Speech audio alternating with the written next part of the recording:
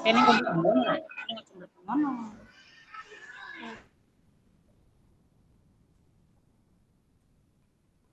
Assalamualaikum warahmatullahi wabarakatuh. Waalaikumsalam warahmatullahi wabarakatuh. Selamat pagi Ibu Bapak semuanya. Salam sehat dan salam sejahtera untuk semua kita semuanya. Bapak Ibu selamat bertemu kembali di ruang virtual pada pagi hari ini. Ini dalam kesempatan pagi hari ini kita akan membahas tentang materi budaya positif dan nanti penerapannya di sekolah kita ini, yang bagaimana nanti akan kita terapkan tentang budaya positif. Ibu Bapak semuanya, sebelum kita mulai kegiatan virtual pada pagi hari ini, marilah kita awali dulu dengan berdoa kepada Tuhan Yang Maha Kuasa Allah Subhanahu wa taala. Semoga kegiatan pada pagi hari ini bisa berjalan lancar, tidak ada halangan suatu apapun. Berdoa menurut agama dan kepercayaan masing-masing, kami persilahkan.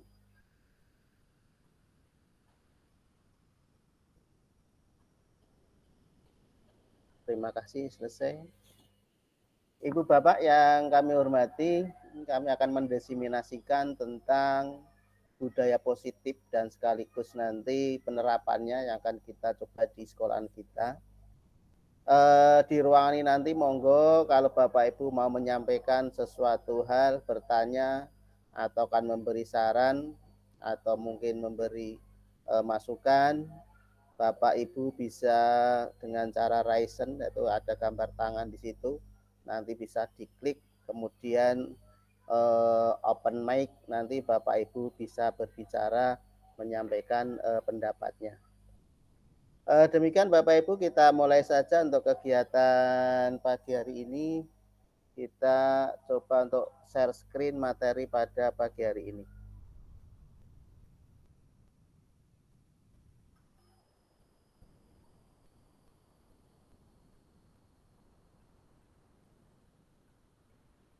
Bisa dilihat Bapak Ibu share screen-nya?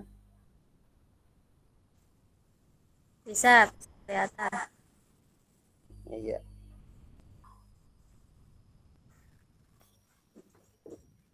Bapak Ibu yang kami hormati, di sini ada beberapa hal yang akan kami sampaikan, yaitu yang judulnya Diseminasi Budaya Positif dan Penerapan 5S, Senyum, Salam, Sapa, Sopan Santun, nanti yang akan dicoba di sekolah kita.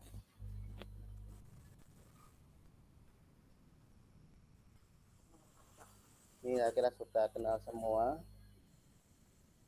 Bapak Ibu, agenda pada sore ini adalah pembukaan, kemudian latar belakang pakai tentang budaya positif, kemudian pemahaman budaya positif dan kegiatan pusat di SD 03 Sukorejo, dan yang terakhir penutup.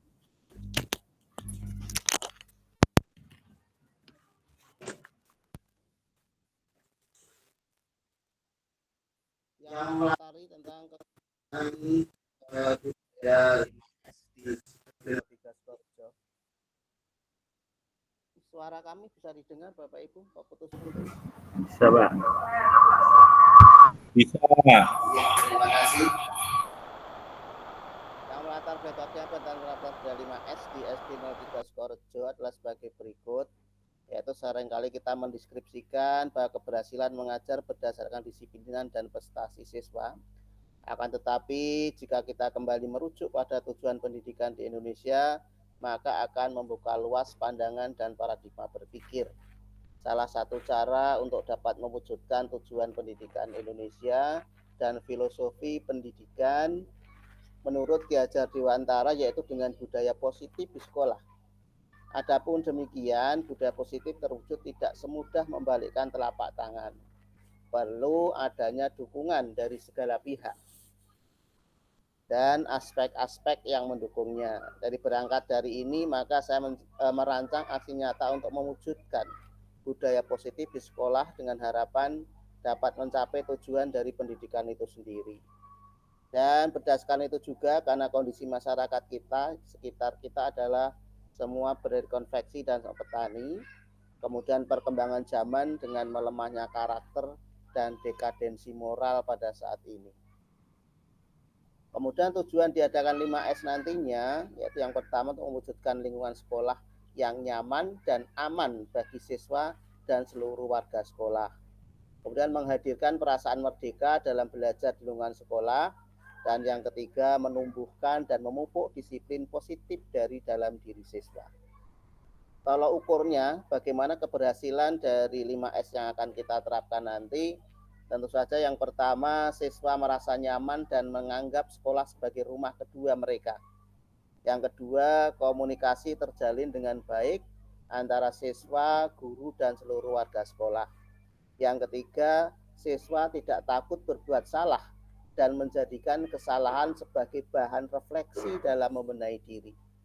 Yang keempat, siswa meyakini keyakinan sekolah atau kelas dan secara mandiri mengetahui tujuan dan menghargai dirinya sendiri. Yang kelima, mulai terlihatnya karakter mandiri pada diri siswa. Yang keenam, terwujudnya budaya sekolah 5S, senyum, salam, sapa, sopan, santun. Lini masa tindakan yang kita lakukan, yang pertama itu meminta izin dan dukungan kepala sekolah untuk melakukan aksi nyata, merancang keyakinan kelas bersama rekan guru dan didukung oleh kepala sekolah serta diketahui oleh seluruh siswa. Jadi kita akan merancang keyakinan kelas ini tidak hanya guru yang membuat, tetapi bersama-sama dengan siswa. Yang ketiga, merancang konsekuensi dari keyakinan kelas yang telah dibuat dan disepakati oleh seluruh warga sekolah. Jadi keyakinan kelas yang sudah kita buat mungkin bisa dituliskan, nanti akan kita sepakati seluruh warga sekolah untuk bisa menjalankannya. Yang keempat, harus berkoordinasi bersama rekan guru dalam mengawasi siswa menjalankan keyakinan kelas atau sekolah. Jadi keyakinan kelas yang sudah tercipta ini diawasi oleh semua guru, bukan merupakan tanggung jawab per kelas masing-masing, tetapi semua guru harus bisa ikut mengawasi dan mengontrol jalannya keyakinan kelas di sekolah kita. Kemudian yang kelima ini membuat dokumentasi dan laporan yang akan disampaikan mungkin setiap minggu sekali atau sebulan sekali. Kemudian yang keenam, membuat refleksi hasil kegiatan yang telah dilakukan. Kemudian dukungan siapa yang diperlukan untuk membuat budaya positif di sekolah kita, yaitu dukungan yang dibutuhkan, dukungan dari izin kepala sekolah, rekan-rekan guru semuanya, siswa, kemudian orang tua siswa maupun komunitas sekolah. Ini supaya kegiatan 5S di sekolah nanti bisa berjalan dengan baik. Bapak Ibu yang kami hormati, kalau kita sudah merancang nanti seperti apa kegiatan 5S atau budaya positif di sekolah kita ini, tentu saja kita harus paham dulu. Harus paham dulu apa itu budaya positif yang akan kita kenal, kemudian bisa kita implementasikan ke dalam tindakan yang ada di sekolah kita. Maka kami sampaikan dulu beberapa hal yang berkaitan tentang budaya positif. Yang pertama yaitu disiplin positif dan nilai-nilai kebajikan universal. Yang kedua, teori motivasi, hukuman, penghargaan, dan restitusi. Yang ketiga, tentang keyakinan kelas. Yang keempat, kebutuhan dasar manusia dan dunia berkualitas. Yang kelima, restitusi ya dengan 5 posisi kontrol. Dan yang keenam, restitusi ya berupa segitiga restitusi. Ibu Bapak yang berbahagia, ini kami sampaikan dulu yang pertama tentang disiplin positif dan nilai-nilai kebajikan universal. Apa itu disiplin positif dan nilai-nilai kebajikan universal? Nah, ini ada sebuah paradigma. Ini ada A dan B, Anda dan teman Anda.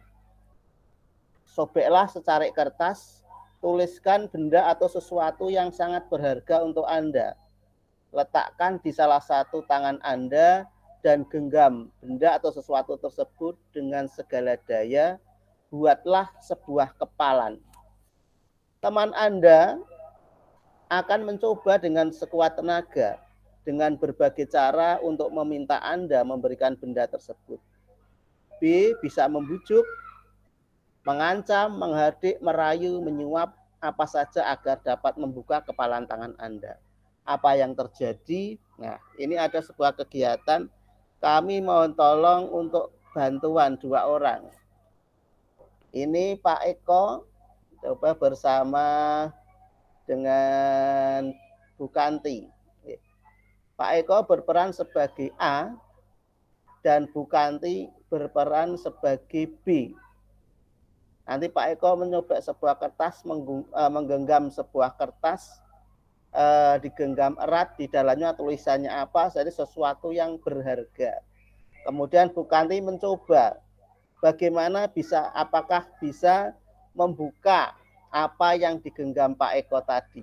Bisa terbuka apa tidak. Nah, itu tergantung nanti bagaimana cara Bu Kanti untuk membuka genggaman tangan Pak Eko yang merupakan prinsip dari Pak Eko yang digenggam erat. Ya, monggo silakan Pak Eko untuk mencoba menggenggam sesuatu, kemudian Bu Kanti untuk mencoba membuka apa yang ada dalam genggaman tangan Pak Eko. Silakan di open mic Pak Eko dan Bu Kanti, silakan. Oh ya, terima kasih atas waktunya.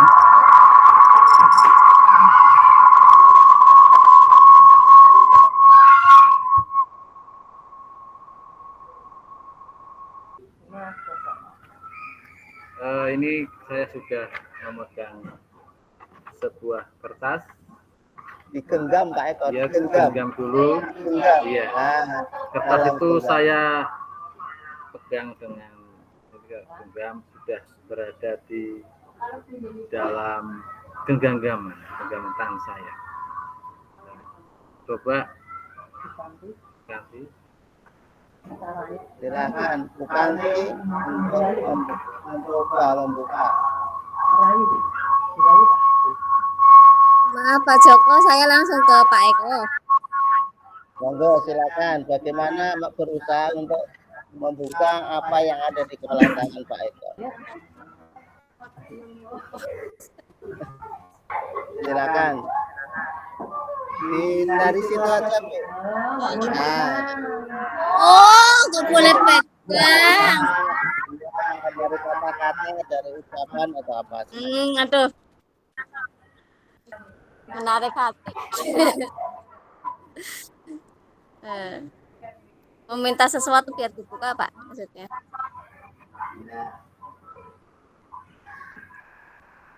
Aduh, kok deg-degan aku ya. Deg-degan. Ngomong yang ngomong juga. Dirayu. Coba dihasut atau diapa Bu Kanti biar apakah genggaman tangan ini bisa membuka atau tidak. Pak Eko. Coba dibuka genggamannya. Tolong ya Pak Eko.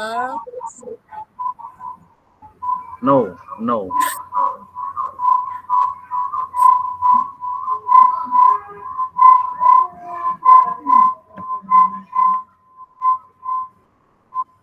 Pak Eko tolong minta dibukakan genggaman tangannya. Sebentar saja. Saya mau lihat isinya. Aduh, maaf ini Bu Kanti. Bukan saya nggak mau membukakan genggaman tangan ini. Tapi isi dari genggaman tangan ini tidak bisa diminta atau diperlihatkan ke Bu Kanti. Apa isinya sangat rahasia? Iya. Sesuatu yang berharga. Oh, sangat berharga sekali. Bolehkah saya melihatnya sedikit saja?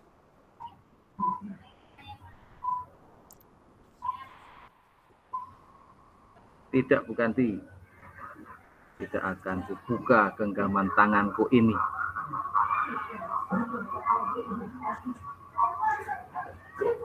Ya, terima kasih. Ternyata Pak Eko nggak Pak, boleh, Pak. sama-sama. Iya. Dari kegiatan tadi bisa kita mengambil kesimpulan bahwa sesuatu dikontrol pada diri kita sendiri, ya. Panjenengan bisa membuka dan menutup. Nah, ini adalah kontrol pada Bapak Ibu masing-masing. Apakah mau dibuka apa tidak? Atau kadang-kadang karena rayuan atau apa juga bisa membuka suatu hal. Berarti kontrol ini bisa dibuka dengan orang lain ataupun dengan kontrol dari diri kita sendiri. Ibu Bapak kita lanjutkan. Jadi itu sebuah ilus untuk guru mengontrol murid. Nah, ini. Nah, perubahan paradigma stimulus respon teori kontrol. Jadi tadi Bu Kanti mencoba mengkontrol Pak Eko supaya bisa untuk memberikan respon, tetapi dari kontrol dari Pak Eko tetap untuk bisa mengontrol dirinya sendiri agar apa yang dipertahankan tidak bisa terbuka, sehingga tergenggam kuat apapun yang terjadi. Pada prinsipnya ini tidak bisa diberikan kepada orang lain. Nah, bagaimana sebetulnya fungsi kontrol ini? Nah, siapa sesungguhnya yang memiliki kontrol? Karena menurut stimulus respon, ini kita mencoba mengubah orang agar berpandangan sama dengan kita. Nah, tadi Bu Kanti mencoba untuk melakukan sebuah rayuan atau mungkin permintaan, bujukan, tetapi menurut teori kontrol, kita berusaha memahami pandangan orang lain tentang dunia. Nah, kita bisa menyampaikan pandangan kita seperti apa, sehingga tidak mau membuka hal tersebut.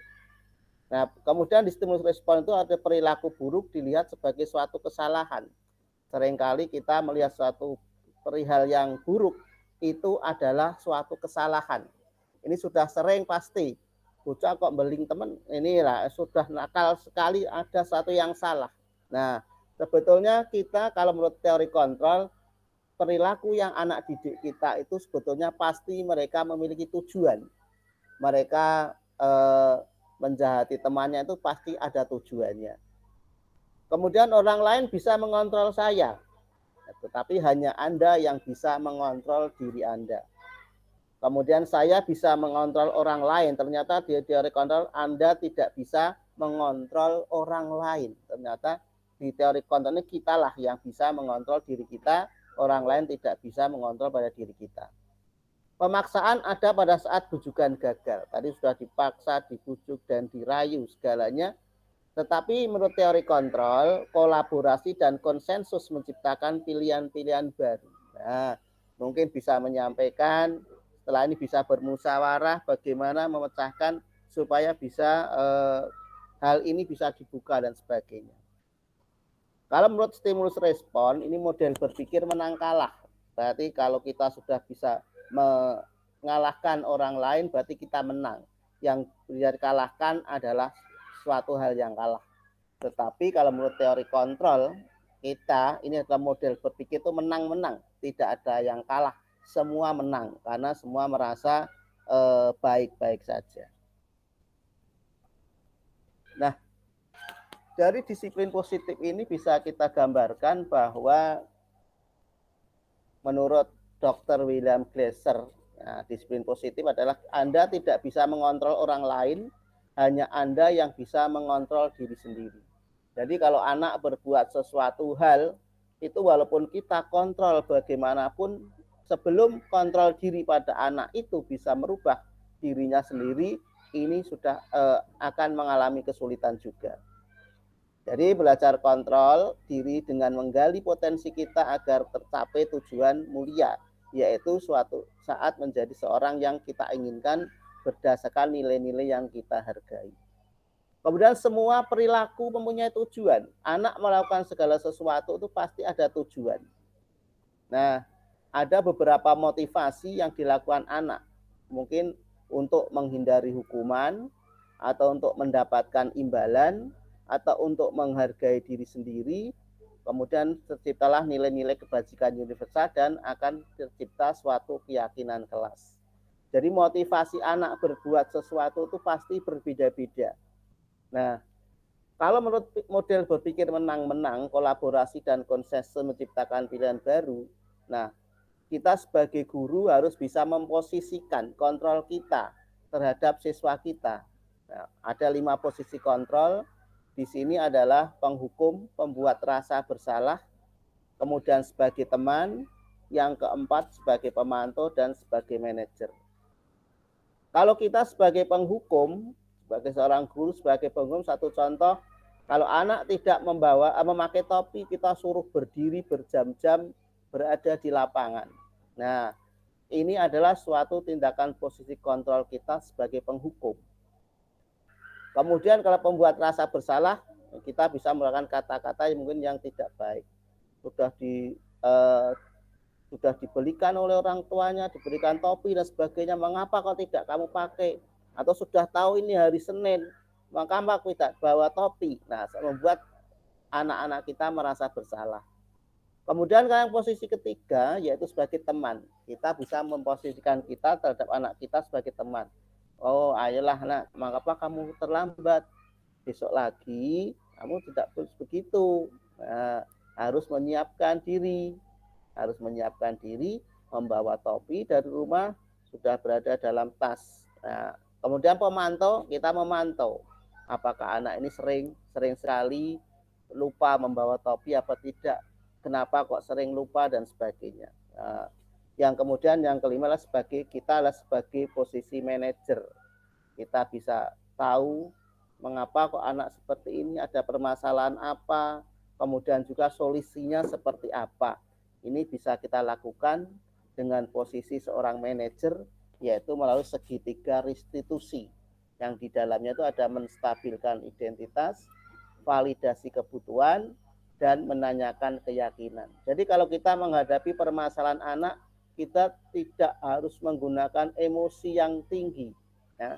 Kita tidak harus menggunakan emosi yang tinggi, yang kadang-kadang justru malah mengenai perasaan anak, sehingga anak merasa sakit hati, merasa punya dendam dan sebagainya. Maka kita bisa menggunakan satu cara yang namanya segitiga restitusi. Anak kita ajak berbicara, ngobrol, yang intinya nanti permasalahannya bisa anak sampaikan, kemudian kita kembalikan kepada keyakinan kelas yang sudah kita ciptakan awal tahun pelajaran baru itu, kita sudah membuat satu keyakinan kelas. Nah, mengapa anak-anak ini bisa melakukan suatu kesalahan atau suatu permasalahan? Ternyata anak-anak itu ada 5 kebutuhan dasar. Kita pun juga bisa melakukan suatu kesalahan, yaitu kebutuhan kita jelas berbeda-beda, akan tetapi ini ada 5 hal yang sangat krusial sekali kebutuhan dasar manusia, yaitu penguasaan, kasih sayang dari rasa diterima, kemudian kesenangan dan kebebasan. Apabila dari kelima kebutuhan dasar manusia ini bisa kekurang salah satu atau salah 2, ini siswa ini bisa bermasalah. Suatu contoh, kita kemarin di kelas kita, ini kelas 3, misalkan ada dari siswa kita sampai untuk berkelahi kepada anak yang lainnya atau mengatur anak lainnya. Oh, berarti setelah kita ketahui ternyata anak ini butuh penguasaan. Ya, dia ingin punya kekuasaan atau menguasai temannya. Mungkin di kelas 3 karena ini dia ingin merasa dikuasai, bisa dijadikan seorang pemimpin atau ketua kelas, sehingga anak ini tidak membawa suatu permasalahan. Nah, Bapak Ibu, apa itu tentang disiplin? Nah, disiplin itu berasal dari kata bahasa Latin disciplina yang artinya belajar. Kemudian makna asal dari kata ini berkonotasi dengan disiplin dari murid-murid Sokrates dan Plato. Namun dalam budaya kita, makna kata disiplin telah berubah menjadi sesuatu yang dilakukan seseorang kepada orang lain untuk mendapatkan kepatuhan. Kecenderungan umumnya adalah disiplin dengan ketidaknyamanan, bukan dengan apa yang kita hargai atau pencapaian suatu tujuan mulia. Nah, pada saat ini kita mempunyai mindset atau pemikiran yang masih belum pas tentang disiplin. Ya, kita juga sebagai seorang guru, kadang-kadang kita juga masih dalam pikiran ini, yaitu sesuatu dilakukan kepada orang lain untuk mendapat kepatuhan. Mengapa saya harus persensi jam kurang dari jam 7? Wah, ini nanti saya melanggar disiplin. Nah, lagi-lagi kita karena ini aturan atau kedisiplinan. Nah, hal ini sebetulnya kita harus kita kembalikan kepada diri kita. Oh, kalau saya berangkat tepat waktu, kita akan bisa lebih tidak tergesa-gesa, kemudian kita juga bisa menghargai waktu, perasaan kita juga terasa nyaman, segala sesuatu yang akan kita siapkan sudah tersedia. Jadi jangan sampai kedisiplinan itu hanya karena oh ini sudah aturan. Kalau tidak melakukan berarti kita tidak berdisiplin. Tetapi kita kembalikan, kita hargai diri kita. Oh, saya ini tidak harus, kalau saya tidak berangkat tepat waktu nanti dimarahi oleh kepala sekolahnya. Nah, ini juga belum pada disiplin diri kita. Berarti disiplin kita belum terbentuk secara mendalam di dalam diri kita masing-masing. Jadi disiplin sebaiknya ya kita munculkan dari dalam diri kita. Nah, Bapak Ibu ya semuanya, untuk nilai-nilai kebajikan manusia, nah ini yang akan kita capai sudah dirangkum secara lengkap kita pada implementasi kurikulum Merdeka. Ini ada nilai-nilai kebajikan yang akan dicapai, yaitu ada beriman, bertakwa kepada Tuhan Yang Maha Esa, berakhlak mulia, mandiri, bernalar kritis, berkebinekaan global, bergotong royong, dan kreatif. Nah, apakah 6 nilai ini sudah 6 nilai ini sudah kita munculkan pada diri siswa kita? Nah, ini adalah suatu refleksi nantinya bagi kita tentang pencapaian profil pelajar Pancasila ini. Harus kita munculkan nilai-nilai kebajikan ini dalam pembelajaran setiap waktunya. Nah, Bapak Ibu, untuk selanjutnya tentang budaya positif, teori motivasi, hukuman, dan penghargaan. Nah, motivasi perilaku manusia itu ada 2 hal yang mempengaruhi, yaitu motivasi eksternal maupun ada motivasi internal. Kalau motivasi eksternal contohnya untuk menghindari ketidaknyamanan atau hukuman. Oh, kalau saya nanti terlambat atau di absen kita ini keluarnya TK, berarti kita nanti akan mendapatkan hukuman. Nah, ini adalah motivasi eksternal. Apa yang akan terjadi apabila saya tidak melakukannya? Untuk mendapatkan imbalan. Nah, kalau saya datang lebih pagi, nanti akan dapat apresiasi dari teman-teman, dari kepala sekolah, nah, ini atau dari orang tua siswa. Nah, ini adalah motivasi eksternal. Yang ketiga, untuk menghargai diri sendiri. Nah, motivasi ini sebetulnya yang sangat kita perlukan. Motivasi dari dalam diri kita. Saya akan menjadi orang yang seperti apa bila saya melakukannya? Oh, ternyata saya harus absen tepat waktu. Ya, absen tepat waktu. Atau masuk kelas tepat waktu. Itu untuk kebanggaan pada diri kita sendiri. Kita merasa bahwa kita menghargai diri kita sendiri untuk bisa datang tepat waktu. Kita bisa merasa puas kalau kita sudah bisa datang tepat waktu, menepati waktu yang sudah ditentukan. Nah, motivasi ini adalah motivasi internal yang sangat diharapkan oleh semua orang. Jadi tidak ada harus paksaan atau tekanan dari orang lain, tetapi motivasi ini secara dari dalam diri kita. Nah, kita sementara ini bahwa kita berpendapat kita sekarang merdeka, kurikulum merdeka. kalau saya dengarkan di mana, berarti kita sudah punya kebebasan, ya. Kebebasan apapun bisa dilakukan. Ternyata itu bukan hal yang tepat, Bapak Ibu. Ternyata merdeka menurut Ki Hajar Dewantara, itu merdeka itu artinya tidak hanya terlepas dari perintah, akan tetapi juga cakap buat memerintah dirinya sendiri. Nah, jadi untuk memerintah dirinya sendiri, bagaimana itu disebut juga dengan kemerdekaan. Bukan merdeka artinya bebas lepas, tetapi bisa mengontrol dirinya sendiri, memerintah dirinya sendiri untuk bisa berpotensi. Nah, selanjutnya apa itu restitusi, Bapak Ibu? Restitusi adalah proses menciptakan kondisi murid memperbaiki kesalahan mereka sehingga mereka bisa kembali pada kelompok mereka dengan karakter yang lebih kuat. Restitusi juga merupakan proses kolaboratif yang mengajarkan murid untuk mencari solusi untuk masalah mereka dan membantu murid berpikir tentang orang seperti apa yang mereka ingin tujuan mulia.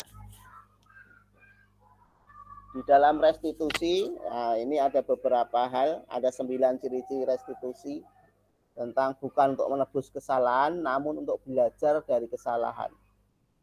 Jadi siswa itu tidak harus menebus kesalahan, tetapi belajar dari kesalahan itu apa yang sudah dilakukan dan apa konsekuensi untuk kesalahan tersebut. Kemudian memperbaiki hubungan. Kalau sudah terjadi kesalahan, setelah direstitusi, anak itu kembali bisa bergaul lagi dengan teman-temannya yang tadinya saling bermusuhan, bisa memperbaiki hubungannya lebih erat lagi. Kemudian restitusi adalah tawaran bukan paksaan. Jadi kita tawar pada anak didik kita, mari kita lakukan restitusi, tidak dipaksa, tetapi mereka dengan sukarela. Apabila ada permasalahan, mereka dengan sukarela untuk melakukan restitusi. Yang keempat, restitusi menuntun untuk melihat ke dalam diri. Kita gali, kita tanya pada mereka seperti apa peristiwanya, kemudian yang diinginkan oleh siswa-siswi kita. Kemudian restitusi mencari kebutuhan dasar yang mendasari tindakan. Tadi ada 5 kebutuhan dasar. Anak ini melakukan kesalahan karena kebutuhan apa yang tidak terpenuhi dari anak didik kita. Yang keenam, restitusi diri adalah cara yang paling baik. Restitusi diri itu yaitu mencoba untuk memperbaiki dirinya. Yang ketujuh, restitusi fokus pada karakter bukan tindakan. Nah, kita meningkatkan kembali karakter siswa kita. Yang kedelapan, restitusi fokus pada solusi. Dari setiap restitusi ini kita kembali ke solusi apa yang bisa dimunculkan kepada anak didik kita. Bukan kita memberi suatu hukuman atau sanksi, tetapi solusi yang akan kita cari.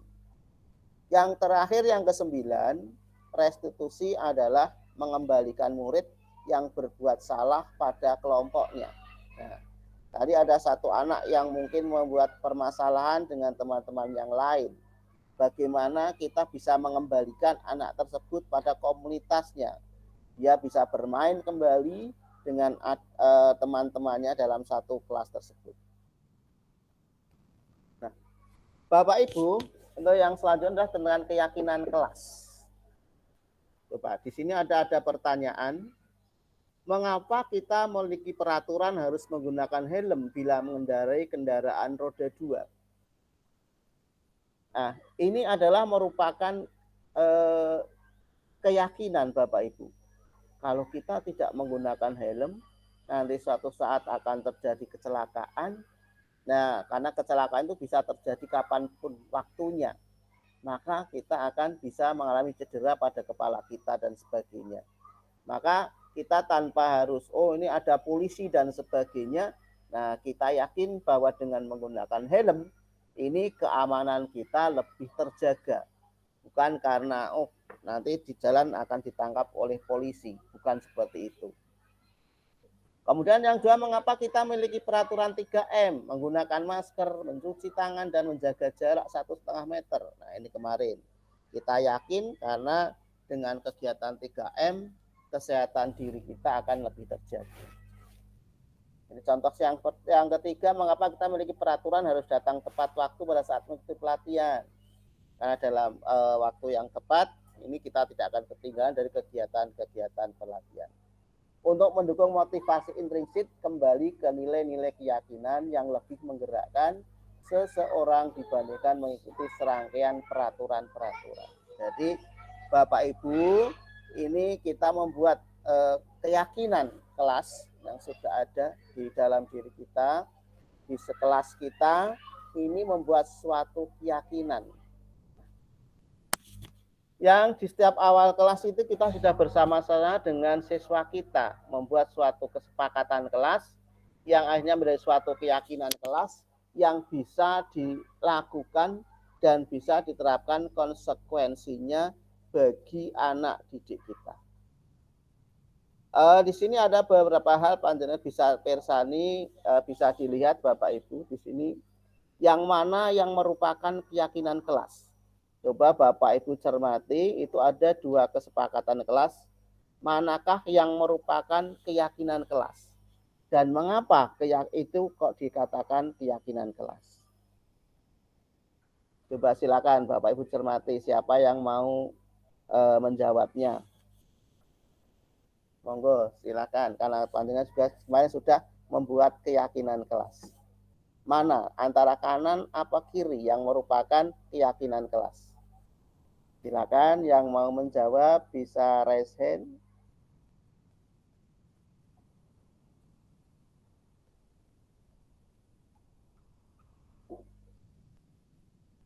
Silakan, temuin Ibu atau Bapak Agus, monggo, silakan. Menurut saya yang kiri, Pak. Yang kiri. Ya. Ya. Mengapa yang kiri, Pak Agus? Karena ya itu mencerminkan kepribadian kita semua, Pak. Seperti datang tepat waktu, menjaga kebersihan, aktif dalam pembelajaran dan tertib. Kalau sedangkan yang kanan kan kesepakatan bersama, jadi tidak semua itu setuju walaupun harus. Ya, terima kasih. Iya, terima kasih Pak Agus. Yang lain?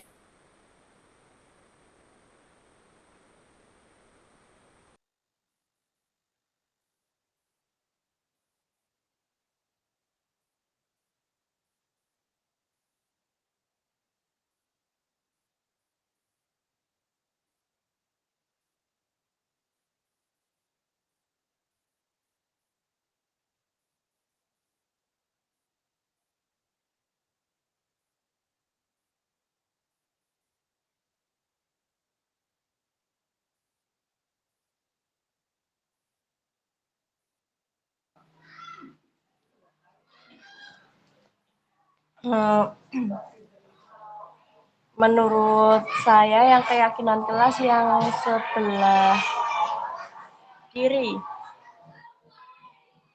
Karena itu kan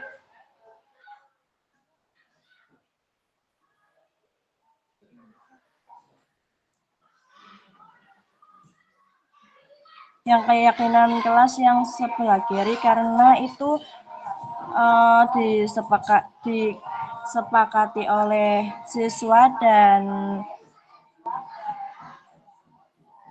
seperti datang tepat waktu itu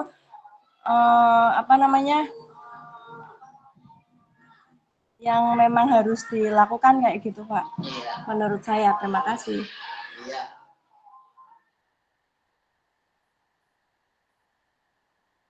Ini berarti sama dengan Pak Agus. Coba yang beda, ada yang beda? Coba silakan monggo. Mungkin ada yang beda dari Bu Salsa dan Bu Hasna. Silakan.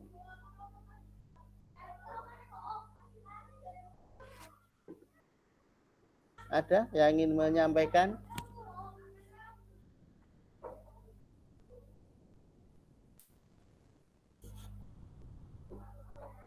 Ya, kita cermati Bapak Ibu, mana yang merupakan keyakinan kelas. Tadi ada yang mau menjawab, siapa?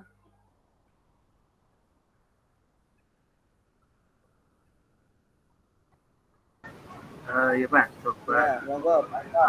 ingin menyampaikan pendapat mungkin berbeda dengan Pak Agus dan Bu Sasa.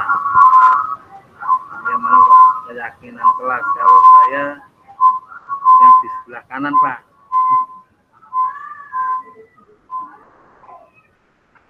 Karena di yang sebelah kiri itu kesepakatan yang secara khusus.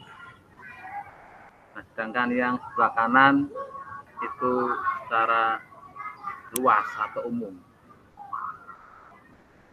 Terima kasih Pak. Iya.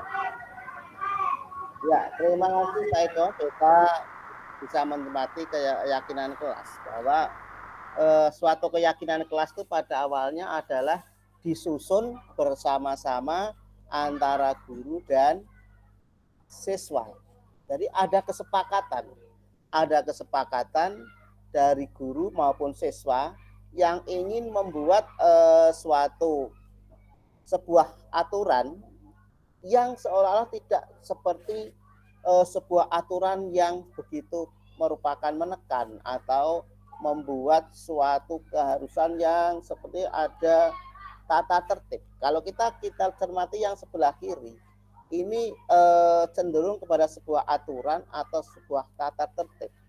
Dan siswa ini kata-kata ini belum bisa mengena kepada siswa. Ini ada hanya sebuah kalimat verbal, menjaga kebersihan sekolah, berdoa sebelum dan sesudah kegiatan, aktif dalam pembelajaran, kemudian tertib. Nah, kalau kita bandingkan dengan kesempatan kelas yang satunya, kami guru dan murid yang saling menyayangi, kami murid yang semangat belajar, kami murid yang peduli dengan teman-teman. Nah, ini lebih mengena pada kejiwaan siswa kita. Kami murid yang semangat belajar, berarti kami itu berarti berlaku untuk kita semuanya, dan lebih mengingatkan kami harus menjadi murid yang memiliki semangat dalam belajar. Kami juga harus jadi murid orang yang peduli dengan teman-teman kita.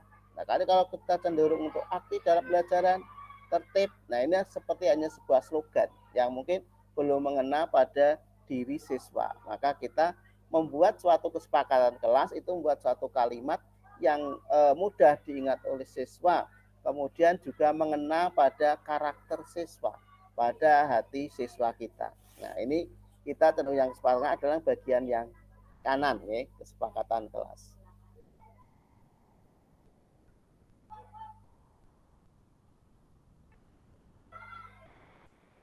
Nah, Bapak Ibu, ini ada contoh suatu peraturan dan suatu keyakinan kelas.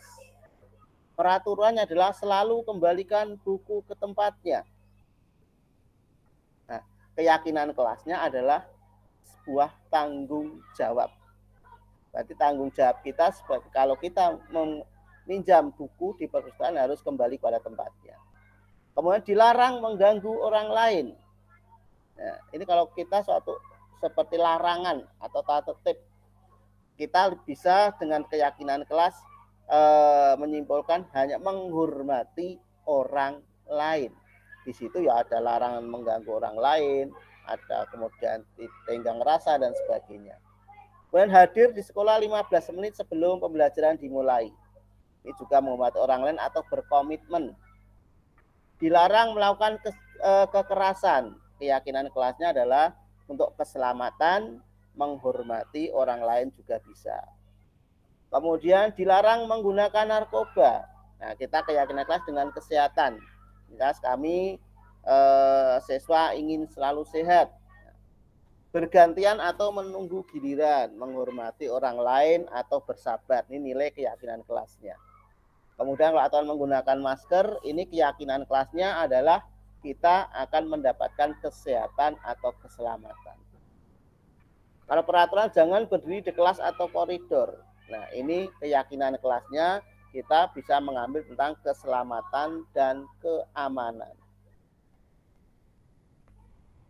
Bapak Ibu yang kami hormati, untuk kadang-kadang kita juga menggunakan suatu penghargaan kepada siswa. Ini ternyata suatu penghargaan ini belum tentu bisa menghasilkan sesuatu yang baik. Misalkan anak yang ini yang dapat juara, lalu kita mendapatkan uang dan sebagainya. Ternyata penghargaan tidak selamanya bisa membawa anak termotivasi. Nah, ini pengaruh jangka pendek dan jangka panjang. Ini kalau penghargaan itu biasanya hanya pengaruhnya jangka pendek. Karena mungkin kalau tidak dapat hadiah ya tidak akan belajar giat lagi. Nah, bagaimana jangka panjangnya? Kita beri persepsi, tidak harus menggunakan hadiah, kita pujian dan sebagainya. Penghargaan justru kadang malah menghukum.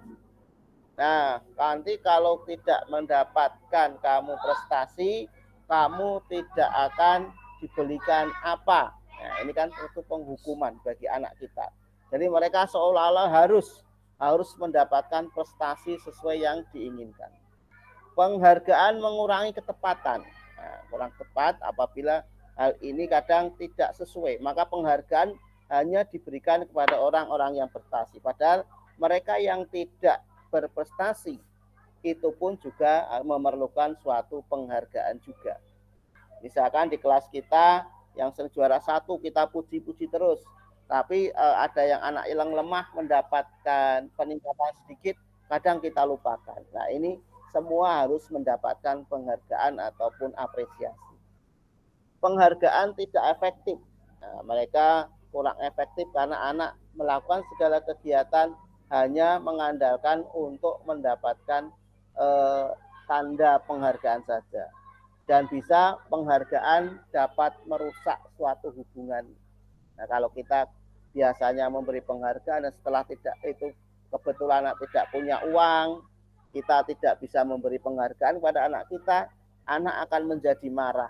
Hubungan kita dengan anak menjadi agak renggang juga, karena mungkin marah sampai berhari-hari karena pas kebetulan biasanya kita memberi penghargaan atau kepada siswa kita tidak memberikan penghargaan. Nah, siswa timbul suatu hubungan yang tidak baik. Sebuah yang namakan dihukum oleh penghargaan, yaitu penghargaan merupakan kualitas, penghargaan mematikan kreativitas, dan penghargaan mengurangi motivasi intrinsik dari dalam siswa. Jadi kita tidak boleh selalu menyampaikan tentang penghargaan kepada siswa-siswi kita. Nah, Bapak Ibu, ini ada contoh-contoh tindakan seorang guru. Ini kalau kita lihat, ini kadang kita pun juga melakukan. Yang pertama, mencatat 100 kali di dalam buku kalimat, saya tidak akan terlambat lagi karena terlambat sekolah. Ini adalah contoh sebuah hukuman. Mengapa kok katakan sebuah hukuman, Bapak Ibu?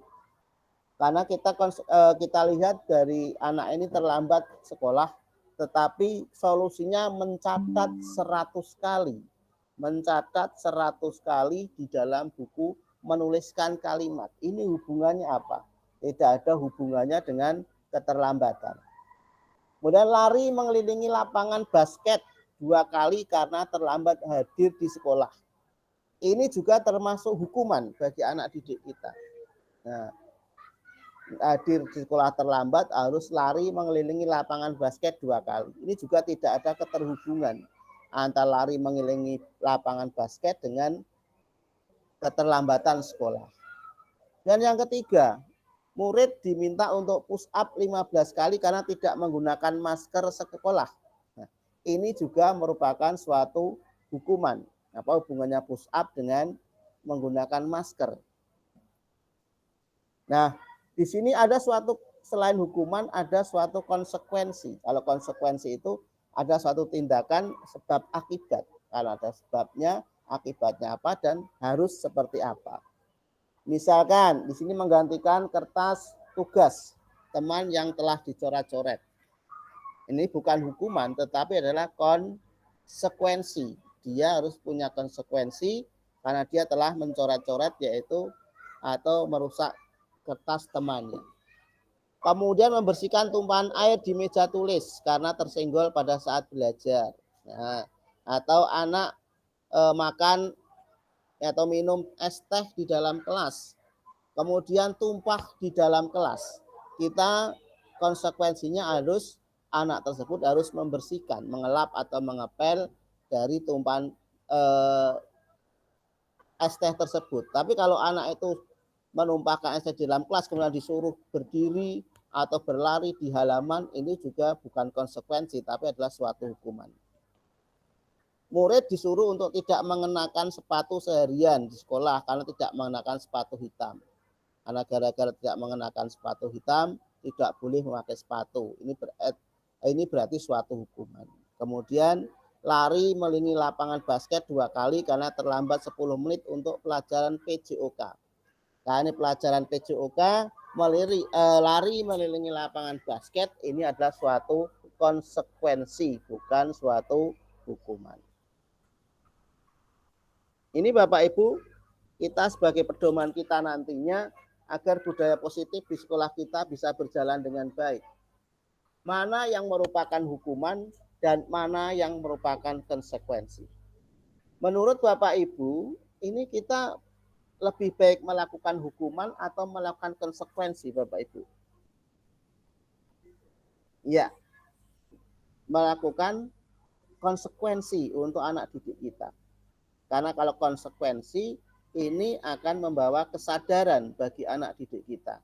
Tetapi kalau hukuman ini akan menyebabkan berbagai hal pada diri anak didik kita. Hukuman dan konsekuensi, kalau hukuman ini adalah sesuatu yang menyakitkan, harus terjadi. Ya. Kadang cenderung kepada hukuman fisik. Anak harus memegang telinga, mengangkat satu kaki, berada di depan kelas. Ini ada dua hal negatif yang terjadi. Mungkin Bapak Ibu bisa menyampaikan, kalau anak berdiri di depan kelas, kemudian memegang telinga sambil kakinya diangkat. Itu ada 2 hal baik yang secara fisiologis maupun secara psikologis terjadi. Secara fisiologisnya mungkin kakinya akan terasa sakit, kemudian akan terasa pegel. Tetapi yang lebih parah lagi yang fisiologisnya. Sudah dia mengangkat kaki, memegang tangan, berada di depan kelas. Kira-kira seperti apa perasaan anak tersebut Bapak Ibu? Nah, anak tersebut akan merasa malu, merasa minder, merasa sakit hati karena hukuman yang kita berikan kepada anak tersebut. Maka kita harus konsekuensi, sesuatu harus terjadi. Kalau kita misalkan tidak mengerjakan PR, ya harus mengerjakan PR. Mungkin berada dalam diberi kasih waktu harus selesai untuk mengerjakan PR. Membuat anak sakit, tadi sakit fisik maupun hatinya untuk jangka waktu lama kalau hukuman. Karena mungkin Bapak Ibu juga dulu bersekolah masih ingat, waktu SD saya punya guru ini, saya sering dihukum. Nah, saya sering dihukum melakukan hal ini sampai sekarang masih teringat. Walaupun sudah menjadi guru pun kita masih teringat apa yang dilakukan oleh guru kita dahulu. Kalau konsekuensi membuat anak merasa tidak nyaman dalam jangka waktu pendek saja. Setelah kita lakukan konsekuensi sudah sadar, dia akan menyadari dirinya dan hilanglah rasa sakit hati itu. Kemudian kalau suatu hukuman, anak membenci kedisiplinan. Nah, kalau ini begini harus seperti ini dan seperti itu, maka akan disiplin mereka justru berarti saya akan melakukan melanggar dan melanggar lagi. Maka perlu kita konsekuensinya dengan menghargai apa itu yang disiplin. Kemudian kalau paksaan, hukuman berupa paksaan, tapi konsekuensi kita bisa stimulus atau tanggapan kita. Hukuman mendorong anak menyakiti diri sendiri tetapi kalau konsekuensi mendorong anak agar mudah menyesuaikan diri. Kalau hukuman konsep diri yang buruk, tapi untuk konsekuensi konsep diri yang baik. Hukuman anak belajar untuk menyembunyikan kesalahan, tapi kalau konsekuensi anak belajar untuk mematuhi peraturan.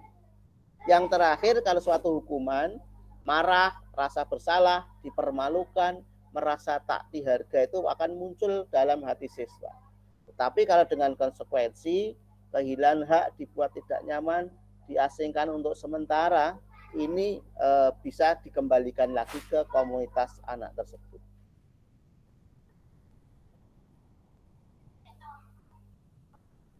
Nah, Ibu Bapak, kita kembali ke kebutuhan dasar manusia. Nah, ternyata yang membuat permasalahan di sekolah kita pada anak-anak kita, ini ada 5 kebutuhan dasar manusia. Ya, 5 kebutuhan dasar manusia yang mereka tidak dapatkan mungkin di lingkungan rumahnya ataupun mungkin di lingkungan sekolahnya. Ini ada 5 kebutuhan dasar manusia, yaitu tentang survival untuk bertahan hidup, kemudian penguasaan atau power, kemudian kasih sayang dan rasa diterima, kemudian fun atau kesenangan, kemudian kebebasan. Suatu hari terjadi di sekolah kita, atau kemarin sudah Mbak Yai tercerita, oh anak ini kalau antri harus berada di depan. Ini kebutuhan tentang apa Bapak Ibu? Kalau antri saya tidak mau di belakang, saya harus di depan. Ini kebutuhan yang mana? Anak ini memerlukan kebutuhan yang mana? Kekuasaan. Iya, penguasaan, Pak. Iya, betul sekali, Pak. Jadi penguasaan. Karena mungkin kadang di rumah anak ini karena anak yang kecil, kadang-kadang tidak diberi hak. Nah, apa-apa selalu yang besar. Yang anak baru ini untuk kakaknya. Ini harus yang menyelesaikan kakaknya. Semua adalah kakaknya. Dia tidak diberi kekuasaan, tidak beri penguasaan atau power. Bagaimana dia berpendapat. Sehingga nanti di sekolah muncullah di sekolah dia ingin menguasai teman-temannya. Dia ingin menguasai teman-temannya, mungkin mengatur temannya, atau bisa dia ingin mengontrol teman-temannya yang ada. Jadi dia ingin menjadi yang teratas dibanding teman-temannya. Atau juga mungkin dari karena kasih sayang kurang. Kasih sayang yang kurang, kalau di rumah selalu mungkin karena ada saudara-saudaranya yang banyak, dia tidak mendapatkan kasih sayang yang cukup. Atau kadang malah mengalami kekerasan, freedom, kebebasannya tidak ada. Sedikit salah dia dipukul, sedikit salah dia dicubit dan sebagainya. Sehingga hal ini terbawa, sifat anak ini terbawa sampai ke sekolah seperti apa yang dilakukan di rumah mereka. Ini suatu PR bagi kita, bagaimana kita bisa mendalami siswa-siswi yang ada di kita. Nah, maka kita sebagai seorang guru harus memiliki 5 posisi kontrol yang harus kita sampaikan kepada anak didik kita. Nih, ada 5 posisi kontrol, yaitu penghukum, pembuat orang merasa bersalah, sebagai teman, atau sebagai pemantau, apa sebagai manajer. Kalau Bapak Ibu cermati, dari penghukum, pembuat rasa bersalah, teman, pemantau, dan sebagai manajer. Sebetulnya seperti apa posisi kontrol yang ideal bagi kita Bapak Ibu? Antara penghukum, pembuat orang merasa bersalah, teman, pemantau, atau manajer? Yang mana Bapak Ibu? Silakan. Kita sebagai posisi yang mana? Apakah penghukum atau pembuat orang bersalah, atau sebagai teman, pemantau, atau manajer? Monggo. Teman. Ya, sebagai teman. Ya, terima kasih sebagai teman. Yang lain, monggo. Mungkin ada lagi yang ingin menyampaikan? Sebagai apa yang baik, Bapak Ibu? Yang selain sebagai Monggo, silakan dibuka mic-nya.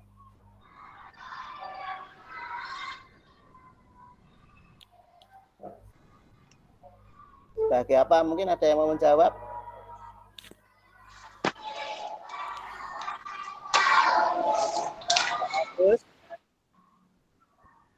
Pak Agus bisa menjawab sebagai apa kalau panjenengan menghadapi suatu peristiwa permasalahan?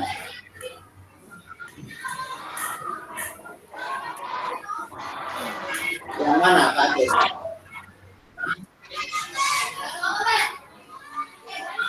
Sebagai teman atau teman dan pemantau.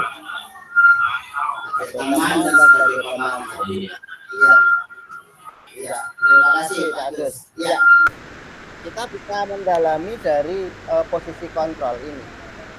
Kalau seorang penghukum, ini guru menghardik, menunjuk-nunjuk, menyakiti, dan menyindir. Nah, kemudian guru bisa berkata, kalau kamu tidak melakukannya, awas ya, rasakan.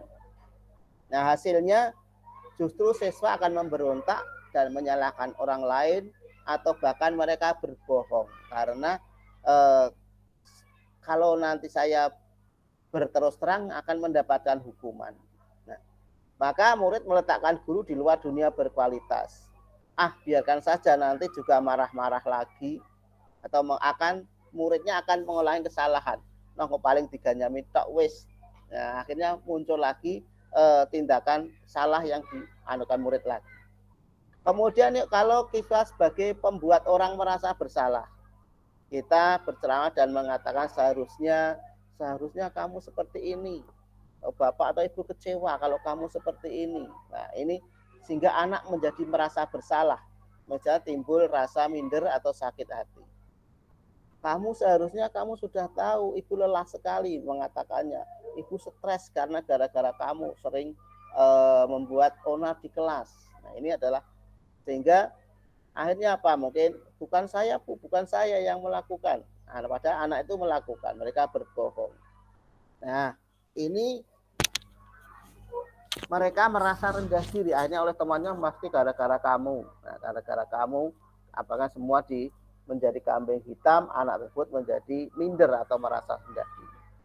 Kalau kita sebagai teman membuatkan alasan untuk muridnya, ayolah lakukan demi ibu. Masa kamu tidak mau ingat tidak ibu pernah bantu? Nah ini akan muncul suatu ketergantungan bagi siswa kita. Paling-paling nanti juga akan dibantu oleh bu guru. Kita akan dibela oleh bu guru kalau kita melakukan suatu kesalahan. Nah akhirnya apa? Anak tersebut nanti kalau melakukan kesalahan, nanti bu guru itu akan membantu kita, akan selalu melindungi kita. Karena dia posisi bu guru tadi sebagai teman, maka ini juga kurang pas apabila posisinya sebagai teman. Kalau sebagai pemantau, nah ini guru akan menghitung dan mengukur seperti apa yang akan dilakukan, berapa kali anak itu melakukan, kemudian apa yang sudah Bapak Ibu guru lakukan, sehingga anak itu sudah melakukan perubahan apa belum terhadap apa kesalahan yang sudah dilakukan. Kemudian akan menitik beratkan pada sanksi atau hadiah untuk dirinya. Kalau kamu lakukan ini, nanti akan Pak Guru berikan ini. Yang terakhir adalah sebagai posisi manajer. Posisi manajer mengajukan pertanyaan. Anak disuruh datang, mau restitusi kita, kamu dalam keadaan sehat ya anak, kamu lakukan ini, semua orang pasti tidak akan luput dari kesalahan. Tetapi kita akan lebih baik untuk memperbaiki kesalahan. Apa yang kita yakini, apa yang kau kerjakan untuk memperbaiki masalah ini, berarti kamu masih punya kesempatan untuk memperbaiki kesalahan. Jadi kita menguatkan pribadi siswa. Kalau saya salah begini, saya harus memperbaiki diri kita. Nah, murid melakukan dirinya. Ternyata apa yang saya lakukan salah. Saya harus melakukan perbaikan pada diri saya sendiri. Kemudian bagaimana? Kalau saya terlambat sekolah, perbaikinya saya harus berusaha untuk bangun pagi supaya nanti tidak akan terlambat lagi sekolah. Tapi ini juga dilakukan anak secara sadar. dia bisa mengevaluasi dirinya sendiri, kemudian dia bisa menemukan solusinya. Oh, bagaimana Pak kalau saya melakukan ini? Nah, ini berarti kita sebagai posisi manajer. Nah, dari 5 posisi kontrol ini yang paling baik adalah kita sebagai seorang manajer. Yang agak sedikit lebih baiknya pemantau. Paling tidak kita harus bisa menjadi guru yang bisa memantau atau mengontrol siswa-siswi kita. Baiknya lagi kita harus bisa memposisikan diri, mengontrol kita sebagai seorang manajer untuk menghadapi permasalahan-permasalahan terhadap siswa kita. Ini kata-kata seperti ini. Saya kecewa dengan kamu, membuat orang merasa bersalah. Kamu tidak pernah benar melakukan penghukum. Ayolah, lakukan demi ibu bapak. Kalau tidak demi ibu bapak, jangan dilakukan. Nah, itu teman. Apakah kamu mau mendapatkan stiker bintang? Karena ada penghargaan tadi sebagai pemantau. Nah, bagaimana kamu bisa menyelesaikan masalah ini? Tadi sudah ada dia membuat masalah, tapi dia juga punya solusi untuk menyelesaikan suatu masalah tanpa harus kita paksakan. Kamu selalu yang paling akhir. Nah, ini sebagai penghukum. Nah, Bapak Ibu, kalau kita sudah pilihan kita adalah sebagai posisi manajer, nah kita bisa melakukan segitiga restitusi. Segitiga restitusi, kalau kita ada suatu anak yang mengalami permasalahan, kita panggil, kita ajak dulu, kita tanya dulu apakah anak itu bersedia untuk melakukan restitusi. Itu restitusi ada 3 hal pokok, yaitu yang pertama menstabilkan identitas, kemudian memvalidasi kebutuhan, dan menanyakan keyakinan. Seperti apa itu menstabilkan identitas? Misalkan berkata, berbuat salah itu hal yang manusiawi. Tidak ada manusia yang sempurna. Bapak itu juga berbuat salah. Kita pasti bisa menyelesaikan permasalahan ini. Nah, ini anak kita, posisikan anak kita tidak takut dulu. Ini dipanggil ke kantor itu ada apa? Nah, apalagi di luar sudah banyak anak-anak yang melihat. Nah, kita menstabilkan anak didik kita. Anak kita merasa nyaman, tidak merasa ketakutan. Nah, ini kita menstabilkan identitas mereka dulu. Kemudian kita memvalidasi. Kamu bisa saja kan melakukan hal yang lebih buruk, tapi kalau tidak melakukannya kan, kamu pasti punya alasan mengapa melakukannya. Apa yang penting bagi kamu? Kamu boleh tetap berusaha menjaga sikap itu. Apakah yang kamu bisa lakukan dengan baik besok lebih baik besok lagi? Nah, ini merupakan suatu validasi kebutuhan. Yang ketiga, menanyakan keyakinan Ibu Bapak. Kalau sudah ada permasalahan, nilai apa yang sudah dibuat atau kita percaya di sekolah kita tadi? Apakah sudah kita laksanakan dengan baik? Apakah kita malah melanggarnya? Nah, itu kita kembalikan kepada keyakinan kelas yang sudah kita buat bersama-sama dengan anak didik kita. Jadi keyakinan kelas ini selalu kita buat, kita rencanakan bersama anak didik kita, sehingga mereka akan selalu ingat seperti apa keyakinan kelas yang sudah dibuat bersama-sama, kemudian seperti apa juga penerapannya di sekolah kita. Nah, berkaitan dengan hal demikian Bapak Ibu, untuk meningkatkan budaya positif kita, yang rencananya tadi ada 5S. Ada 5S, senyum, salam, sapa, sopan, dan santun. Marilah Bapak Ibu, kita berusaha untuk mewujudkan dari kalau kita sudah mengetahui kebutuhan siswa, kemudian bagaimana restitusi permasalahan, kemudian bagaimana tadi kita melihat posisi kontrol kita sebagai seorang guru. Nah, kita harus menerapkan 5S tersebut di sekolah kita. Kita terapkan 5S yang ada di sekolah kita, supaya kita budaya positif yang ada di sekolah kita ini bisa berjalan dengan baik.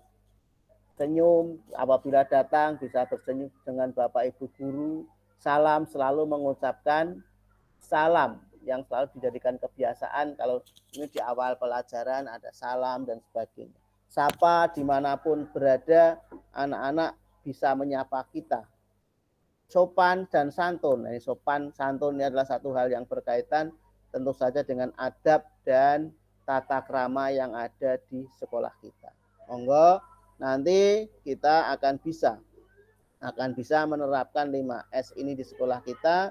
Kita sebagai seorang guru bisa menyampaikan kepada siswa-siswi kita bagaimana menangani budaya-budaya positif, menerapkan budaya-budaya positif yang ada di sekolah kita.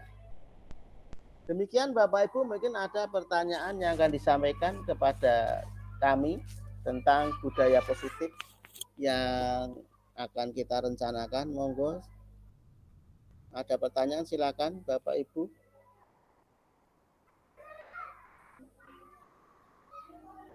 Monggo silakan, kalau mau ditanyakan disampaikan tentang budaya positif atau restitusi permasalahan. Silakan.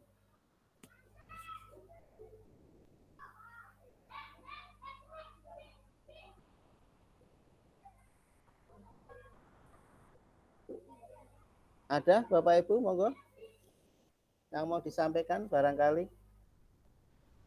atau sudah bisa dipahami. Saya tanya sedikit. Monggo. Misalkan ada anak di sekolah kita apabila bertemu dengan guru atau pendidik itu malah lari, tidak menyapa atau tidak apalagi senyum, tapi anak itu lari. Bagaimana penerapan kita kepada anak didik kita? Matur nuwun.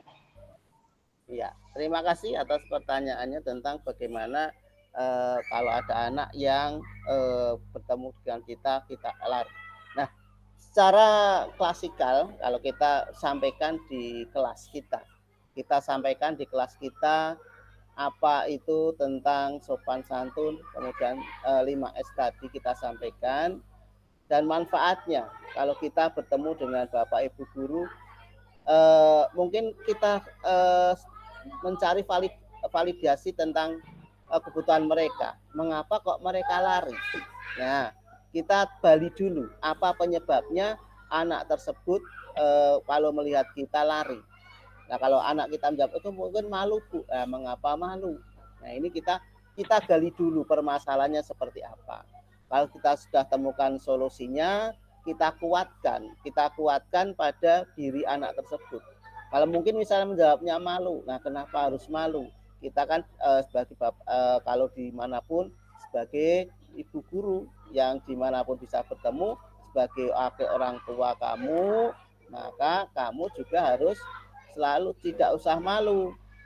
Kamu bisa menyapa dimanapun dengan bapak atau ibu guru, bertemu di mana saja bisa. Jadi kita menguatkan pribadi pada diri anak tersebut. Kita gali apa permasalahannya, kemudian kita kuatkan, kita beri motivasi agar anak itu tidak melakukan lagi. Seperti itu. Ya, terima kasih. Ya, ada yang lain? Monggo.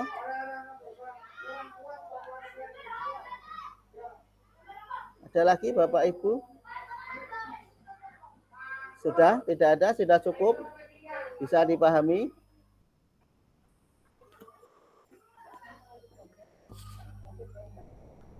Iya Bapak Ibu, kalau ini bisa dipahami, dan kembali kami untuk stop untuk present atau share screen pada hari ini.